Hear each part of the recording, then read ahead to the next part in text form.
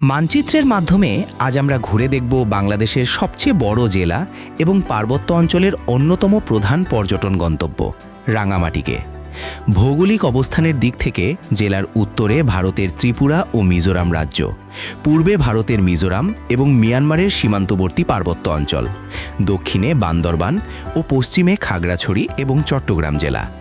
পাহাড়, বন আর বিশাল কাপ্তাই লেক মিলিয়ে রাঙামাটির ভূগোল বাংলাদেশের অন্য যে কোনো জেলার চেয়ে একেবারেই আলাদা।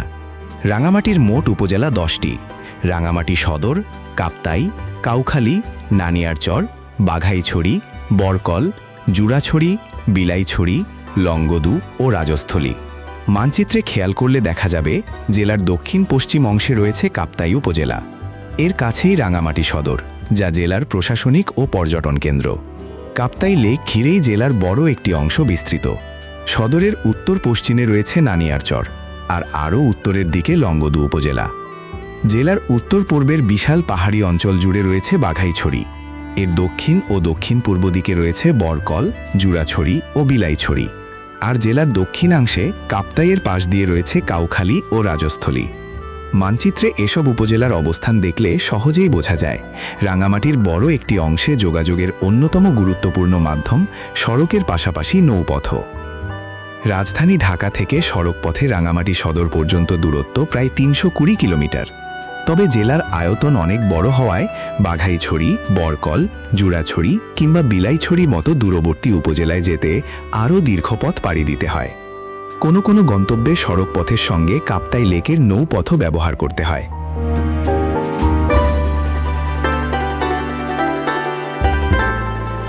এবার চলুন উপজেলা ধরে ধরে রাঙামাটির প্রধান প্রধান পর্যটন কেন্দ্রগুলো চিনে নেওয়া যাক। রাঙামাটি সদরে রয়েছে সুবিশাল কাপ্তাই হ্রদ, যার নীল জলরাশি আর চারপাশের সবুজ পাহাড় রাঙামাটির প্রধান পরিচয়। নৌপথে ঘুরে দেখা যায় ঝুলন্ত সেতু, রাজবন বিহার এবং লেকের বিভিন্ন পাহাড়ি দ্বীপ ও আশপাশের প্রাকৃতিক দৃশ্য। কাপ্তাই উপজেলায় রয়েছে কাপ্তাই লেকের বিস্তৃত অংশ, কাপ্তাই বাঁধ এবং কর্ণফুলী জলবিদ্যুৎ প্রকল্প। পাহাড় ও জলরাশির এই মিলনস্থল রাঙামাটির পর্যটনে বিশেষ গুরুত্ব বহন করে। জেলার উত্তর পূর্বে বাঘাইছড়ি। এই উপজেলার সবচেয়ে পরিচিত নাম সাজেক অঞ্চল। মেঘ, পাহাড় আর সবুজ উপত্যকার জন্য সাজেক এখন দেশের অন্যতম জনপ্রিয় পর্যটন গন্তব্য। বরকল, জুরাছড়ি ও বিলাইছড়ি উপজেলার বড় অংশ জুড়ে রয়েছে দুর্গম পাহাড়, বন ও হ্রদ। এসব অঞ্চলের ভৌগোলিক বৈচিত্র্য রাঙামাটির বিস্তীর্ণ পার্বত্য প্রকৃতির ভিন্ন রূপ তুলে ধরে। বিলাইছড়ি ও আশপাশের দুর্গম এলাকাগুলো বিশেষভাবে পরিচিত পাহাড়ি ঝর্ণা ও নৌভ্রমণের জন্য। লংগদু ও নানিয়ারচর কাপ্তাই হ্রদ সংলগ্ন পাহাড়ি ভূপ্রকৃতির গুরুত্বপূর্ণ অংশ। আর দক্ষিণের কাউখালী ও রাজস্থলী উপজেলার সবুজ পাহাড় ও বনাঞ্চল রাঙামাটির প্রাকৃতিক বৈচিত্র্যকে আরও সমৃদ্ধ করেছে। এক মানচিত্রে এসব উপজেলা ও পর্যটন কেন্দ্রের অবস্থান দেখলে সহজেই বোঝা যায় রাঙামাটির কোন আকর্ষণ কোন দিকে, কোথায় পাহাড়ের পর পাহাড় আর কোথায় বিস্তৃত জলরাশি। বোঝা যায় একটি গন্তব্য থেকে আরেকটিতে যেতে কোথায় সড়কপথ আর কোথায় নৌপথ গুরুত্বপূর্ণ।